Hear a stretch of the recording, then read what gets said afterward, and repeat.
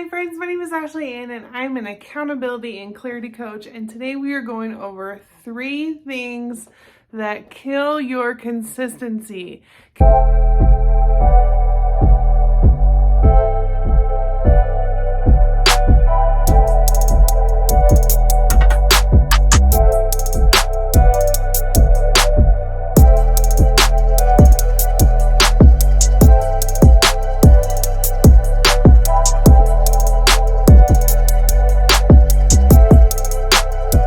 Okay, so you want to know the number one reason why you're not being consistent? And you're not going to like this answer, but unfortunately, it's you and the thoughts that you tell yourself. So let's think about it. Let's break this down. When we set out to do a task, even if it's doing the laundry, doing the dishes, going for a walk, you're going to eat healthy today. Let's take that eating healthy as an example. So if you have ate healthy all day, you had a great healthy breakfast, you had a healthy snack, maybe some apples and peanut butter, then you had a great lunch, it was a salad with some chicken, with some healthy dressing, and then your friend invites you out for dinner, and you're like, oh my gosh, I haven't seen this friend in forever, I'm gonna go out to dinner. And then you're looking at the menu and you decide, I don't really want to choose one of these low calorie options, so I'm going to get a cheeseburger and fries. I've been good for the rest of the day. Like, what is this going to hurt anybody? So then you've had this cheeseburger and these fries and you're driving home and you're like, oh my gosh, like this did not align with my goal. So then you start telling yourself all these nasty little lies. Oh my gosh, you're not good enough. Oh my gosh, you don't have any willpower. You did this, you messed it all up. So then the next thing you know, the next morning, you go to Starbucks, you get the breakfast sandwich, you get the cake pop or the pumpkin bread, and you continue on this spiral of negative self-talk because you ate one cheeseburger. You're letting one cheeseburger trip up your life. So what I'm saying is when we make a mistake and we don't hold ourselves accountable and we don't keep a promise to ourselves, we start to engage in that negative self-talk. And then the more we negative self-talk, the bigger our spiral is and the bigger that mountain is to climb, and we're most likely not going to get out of it. So what can we do to fix this? The first thing is you are human. If you are working on a goal, if it's going to the gym more often, and you miss one workout because something came up, that's life. That's okay. Jump back on the saddle and keep going.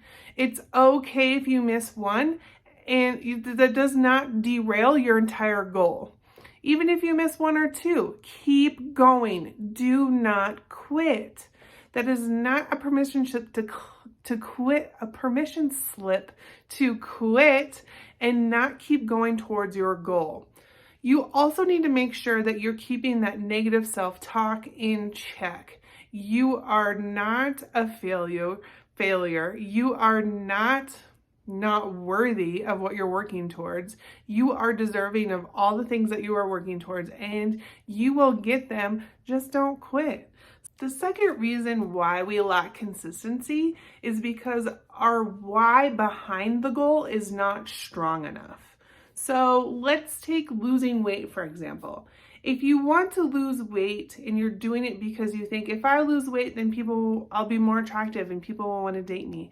If I lose weight, then I'll feel better about myself and I'll be more confident. So take some time and think about your why. Is it a strong why to get you out of bed in the morning? Is it a strong why that's actually going to serve you on those days where you're not feeling motivated? And surprise, when you're working on a goal, you're not going to feel motivated every single day to work on that goal. There are days I see even the most motivated people who are trying to work towards a goal and they feel tired that day.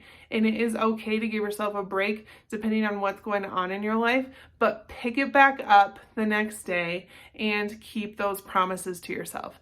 The more we keep smaller promises to ourselves, the more confidence we build, and the more momentum we gain, the more growth we see, and the more we can serve other people.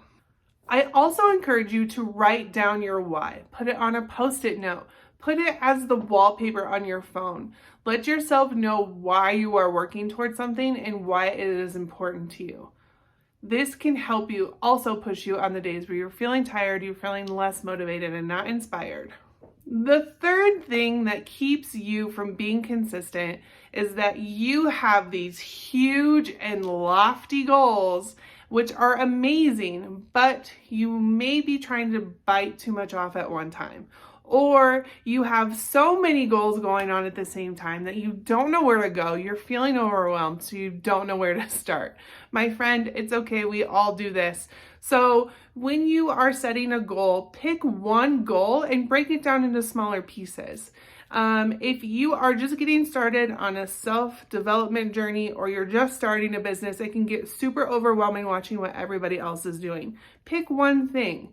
If you don't know what to pick first, and you are trying to be more confident, you're trying to figure out your purpose or your calling, or you're just feeling stuck, I highly recommend starting a morning routine. Now, you don't have to overthink it. You don't have to overdo it. Just do a small list of 2 to 3 things that takes, I don't know, anywhere from 15 minutes to a half an hour so that you can start building confidence in yourself and keeping that promise to yourself. So every morning when you wake up, you're going to do those 2 to 3 things so that you can build that confidence, build that muscle, so that the next time when you're like, okay, this is going great, I'm going to add something else.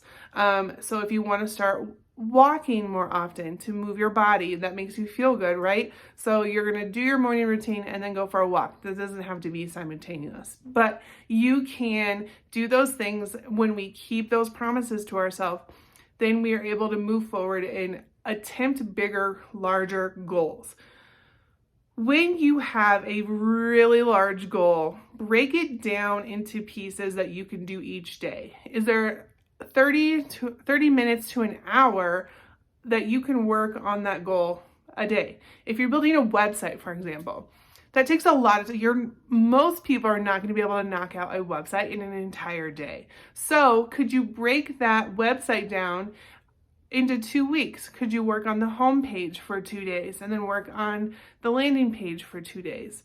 Spread things out, make it applicable to your life. If we pick 3 goals across our entire life, like I'm going to start working out tomorrow, I'm going to eat right tomorrow, and I'm going to start a morning routine tomorrow, and I'm going to start a business tomorrow.